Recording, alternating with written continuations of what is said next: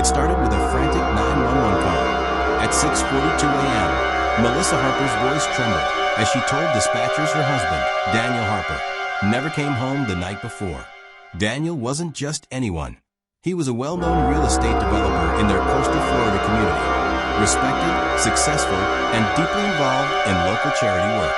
When someone like Daniel disappears, people notice. Melissa claimed he left around 8:30 p.m. to clear his head after a minor argument. She said that wasn't unusual. Daniel sometimes took late-night drives to think, but this time he never came back. By noon, friends were reposting Daniel's photo across social media. Local news stations picked up the story.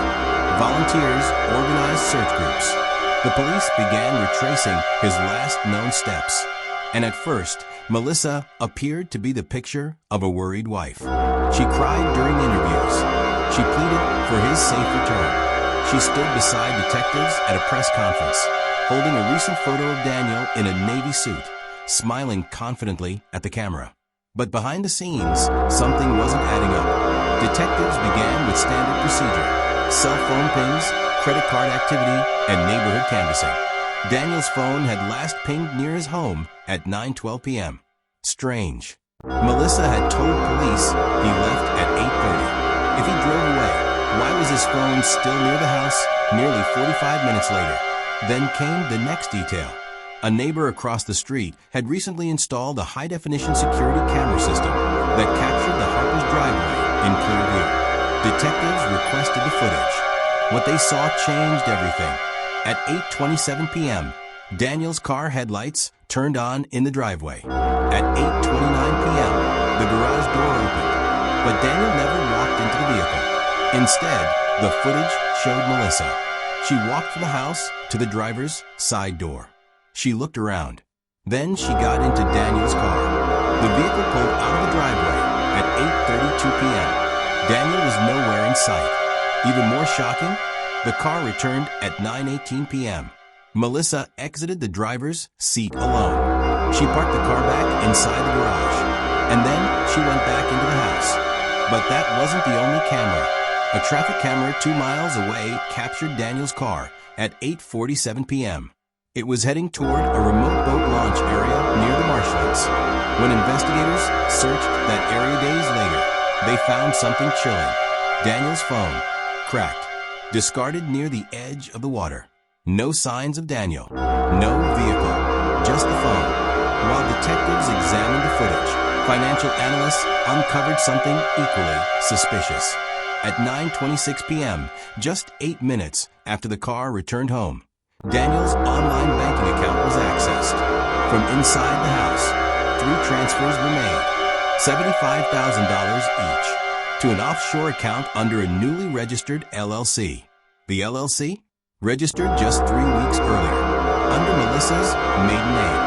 When confronted, Melissa claimed Daniel had told her to move money around in case of a business emergency. But there was a problem. Daniel's business partner stated Daniel had recently confided in him about marital issues.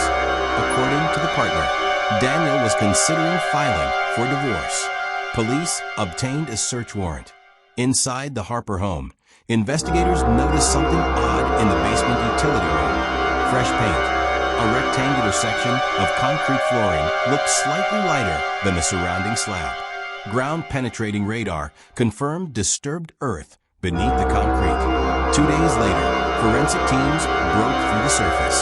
Underneath, buried less than 3 feet down, was Daniel Harper.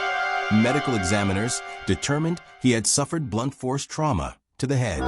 Time of death? Between 8 o'clock and 8:20 p.m. Before Melissa ever claimed he left the house. As investigators pieced everything together, the motive became clearer. Daniel had recently updated his will. Melissa would receive significantly less in a divorce than she would as a widow. Additionally, Daniel had discovered unauthorized withdrawals months earlier. Money Melissa had quietly been moving into side accounts. He had confronted her days before his death.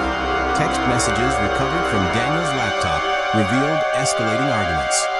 One final unsent draft read, "If anything happens to me, look at the accounts." Melissa was arrested 3 weeks after Daniel was reported missing. Prosecutors revealed their theory.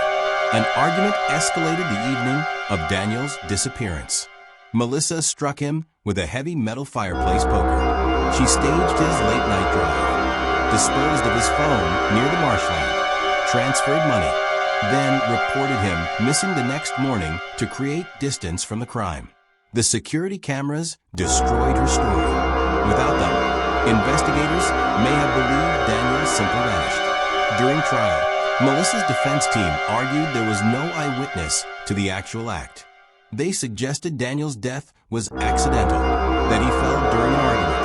But prosecutors played the driveway footage repeatedly for the jury. They showed timestamps.